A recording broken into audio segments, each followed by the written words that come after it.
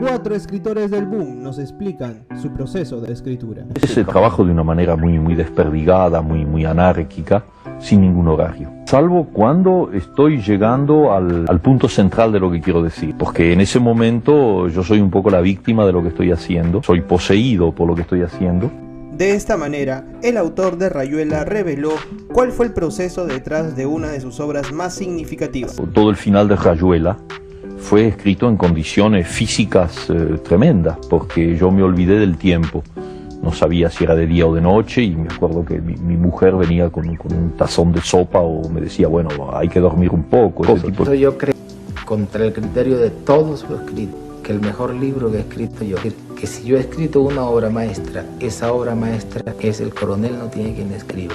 Contrario a lo que muchos críticos podrían pensar, Gabriel García Márquez aseguró que su mejor obra literaria no era 100 años de soledad, sino El coronel no tiene quien le escriba, una de sus otras grandes obras literarias, pero que reveló un gran padecimiento. Yo tenía el pasaje de regreso a Colombia, entonces me fui a la compañía de aviación y me lo hice reembolsar. El dinero en efectivo lo metí en la mesa de noche y por fin realicé el primer sueño de mi vida, que era poderme sentar a escribir sin que nadie me jodiera. Yo conocía la historia de mi abuelo, tuvo toda su vida esperando que le mandaran su pensión de veterano. Cuando mi abuelo se murió, mi abuela me dijo, tu abuelo se murió esperando su pensión de veterano. Yo no me preocupo porque a ustedes les llegará.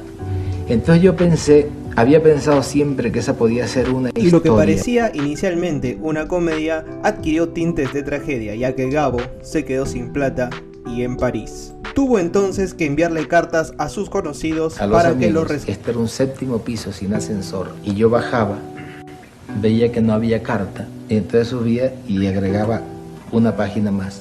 Lo que es increíble es que a medida que iba escribiendo la historia me iba dando cuenta que nunca me llegaría la carta y que nunca me contestarían los amigos a los cuales había acudido. Entonces había un momento en que la historia, lo que estaba escribiendo correspondía exactamente con la realidad.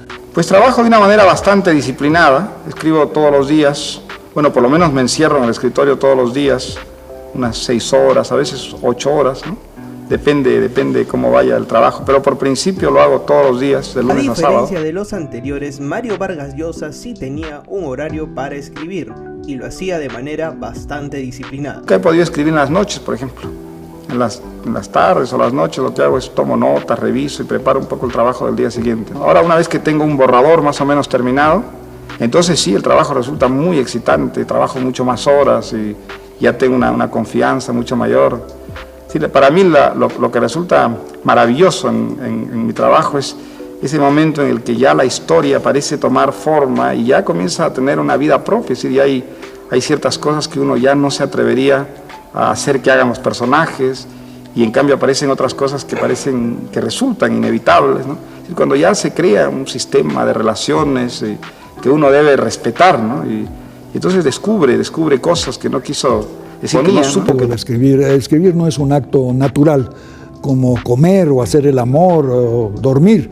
Es un acto contra natura, en cierto modo, es oponerle la escritura a la naturaleza. Por su parte, Carlos Fuentes detestaba ser interrumpido y así lo demostró en una entrevista. Bueno, uno se tiene que concentrar mucho para escribir, es difícil escribir y se requiere mucha soledad y mucho silencio alrededor de uno, ser el dueño de un espacio, de un tiempo propios, no tanto del escritor como de la escritura, de lo que se está haciendo. Y a veces cuando hay una interrupción urgente y Silvia abre la puerta y dice, es que te llaman de urgencia de Shanghái, que ay, no me interrumpas, que es más importante escribir que hablar con un chino. ¿Y tú, conocías alguno de estos métodos? Déjalo aquí en los comentarios.